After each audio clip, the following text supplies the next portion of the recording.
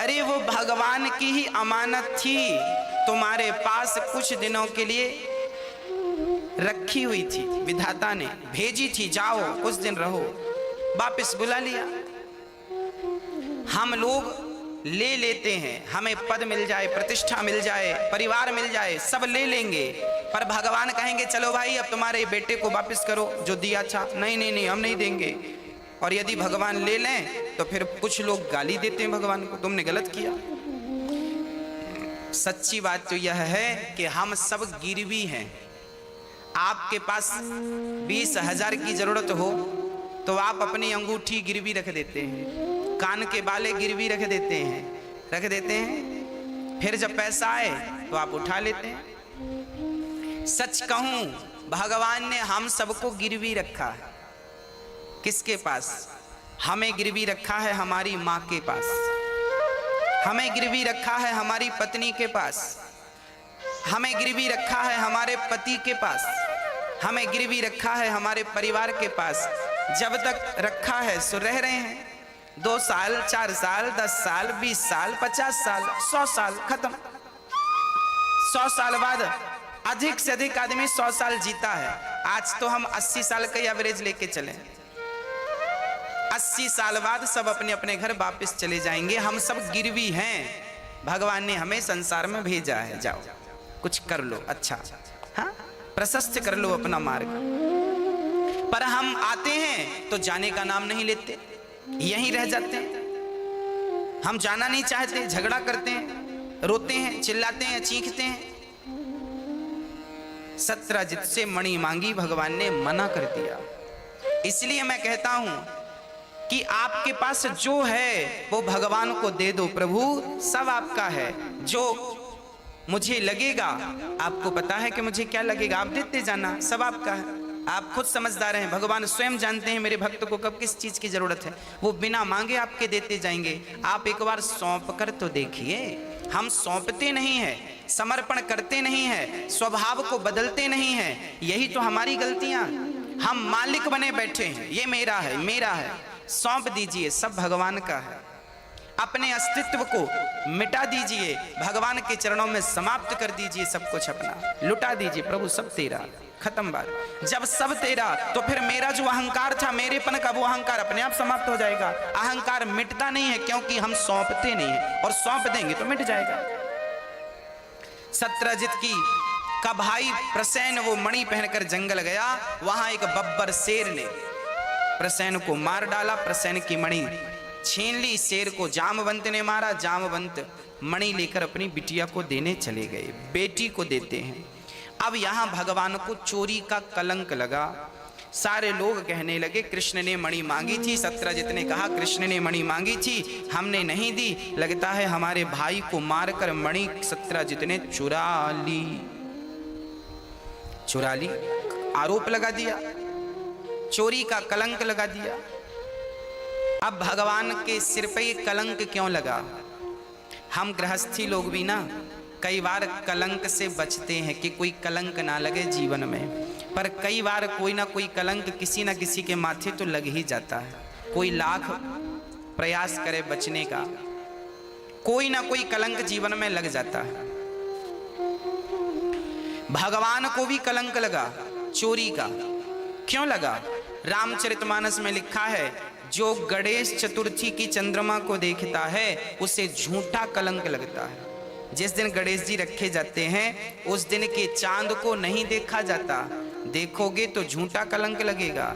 यदि देखा है तो फिर क्या करें कि उस पाप से मुक्ति मिल जाए। बोले भगवान कृष्ण के विवाह, दूसरा और तीसरे विवाह की कथा कोई सुने श्रद्धा से तो उस पाप से उसे मुक्ति मिल जाती है।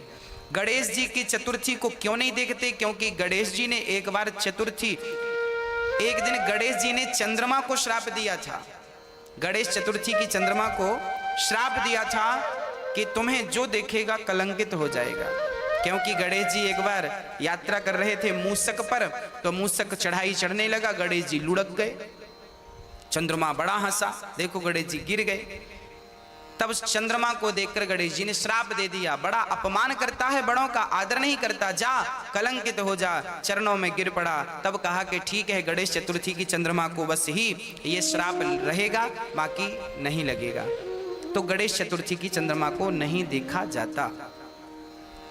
ये बात लिखी है गोस्वामी जी ने, जो आपन चाहे कल्याणा, सुजसु सुमति शुभ गति सुख नाना, सुपर नार लार गुसाई, तजऊ चौथ के चंद्र की नाई। जो स्त्री अपना कल्याण चाहती है, यहां पर गोस्वामी जी कितनी बढ़िया बात लिख रहे हैं।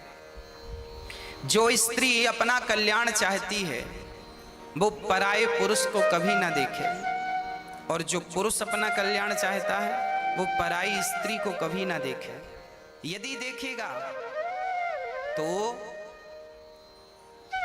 क्या होगा? नरक में वास उसका होगा, यातनाएं भोगनी पड़ सकती हैं। इसलिए गोस्वामी जी कह रहे हैं चरित्र का ख्याल रखें, पराई स्त्री और पराई नारी को वैसे ही त्याग दें जैसे गणेश चतुर्थी की चंद्रमा को लोग त्याग देते हैं। अर्थात शास्त्र हमें ये कह रहे हैं कि हमें मर्यादित होना चाहिए। हम अपनी इच्छाओं पर, हम अपनी इंद्रियों पर नियंत्रण कर सकें, ऐसी क्षमता हमारे भीतर होनी चाहिए। जिस गाड़ी में ब्रेक ना हो, क्या उस गाड़ी में आप बैठना पसंद करेंगे? जिस गाड़ी में ब्रेक है ही नहीं, उसका परिणाम तो दुर्घटना ही है। अरे जिस जीवन में संयम नहीं है, जिस व्यक्ति के भीतर संयम ना हो, उस व्यक्ति का व्यक्तित्व कैसा है? संयमी बनो, संयम के बिना जीवन नीरस है, फीका है, अधूरा है। इसलिए संयमी देखना इंद्रियों के न घोड़े बढ़ें, इनमें संयम के हरदम ये कोड़े पड़े। अपने रथ को सुमार्ग लगाते चलो, मन से गोविंद गोपाल गाते चलो। संयमी आंख कहती है कि चलो देख लो, पर आपके अंदर ऐसा संयम हो कि आप कहें ना ये बुरा है, इसे हमें नहीं देखना, हमें तो कृष्ण के चरण देखना है। कान है तो कान कुछ भी सुनेंगे क्या? आपके पास कान है, आप कुछ भी सुन सकते हैं, पर सब कुछ सुनने में सार नहीं है। सुनना है तो भगवान की कथा सुनो, देखना है तो गोविंद का दर्शन करो, चलना है तो तीर्थ यात्रा की ओर चलो, बिहारी जी की ओर चलो। हाँ, तात्पर्य यह है कि जो भी विधाता ने दे रखा है, आंख, कान, हाथ, नाक, जो भी सब कुछ भगवान के लिए हो। जीवन में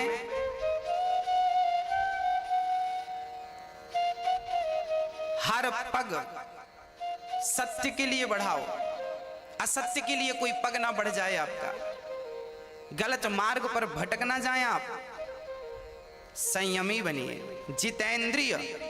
भगवान राम के पास सूपड़खा आई तो राम ने सूपड़खा को देखकर क्या कहा? मैं जितने पुरुष गण कथा सुन रहे हैं, मैं आपसे निवेदन करूंगा, राम की जगह आप होते और आप जंगल में होते और आपकी पत्नी दूर होती और आपके सामने कोई बहुत सुंदर स्त्री आ जाती, सूपड़खा की तरह बन करके, सूपड़खा जैसे बन ठन कर आई और राम से कहने लग गई कि तुम कितने सुंदर हो। कोई स्त्री आवे और आपकी तारीफ करने लग जावे कि देखो तुम कितने सुंदर हो, तो आप क्या कहते उस नारी से? हाँ, शायद राम ने तो ये कहा कि माता मेरी तो शादी हो चुकी है और देखो वो खड़ी है मेरी पत्नी। माता कह करके, माँ कह करके राम ने सूपड़खा को संबोधित किया। हाँ, राम का चरित्र है कि वो पराई स्त्री को या तो माँ के रूप में देखते हैं, या तो बेटी के रूप में देखते हैं, या तो बहन के रूप में देखते हैं। क्या ये आपका भी सिद्धांत है? क्या ये आपका भी स्वभाव है? यदि ये आपका स्वभाव है तो मैं आपको प्रणाम करता राधे हूँ। राधे दोस्तों, आज की ये कथा आपको कैसी लगी कमेंट में ज़रूर बताएं और वीडियो को लाइक कर चैनल को सब्सक्राइब जरूर करें। आज की इस कथा में गुरु अनिरुद्धाचार्य जी महाराज ने श्री राम जी के बारे में और लक्ष्मण जी के बारे में और सीता मैया के बारे में और शूर्पणखा जी के बारे में क्या बात कही है, पूरा वीडियो अंत तक जरूर देखें। जय श्री कृष्णा, जय श्री कृष्णा, राधे राधे। ये पार्ट 1 है, पार्ट 2 आपको जल्दी देखने को मिलेगा। जय श्री कृष्णा, जय श्री कृष्णा, जय श्रीमन नारायण।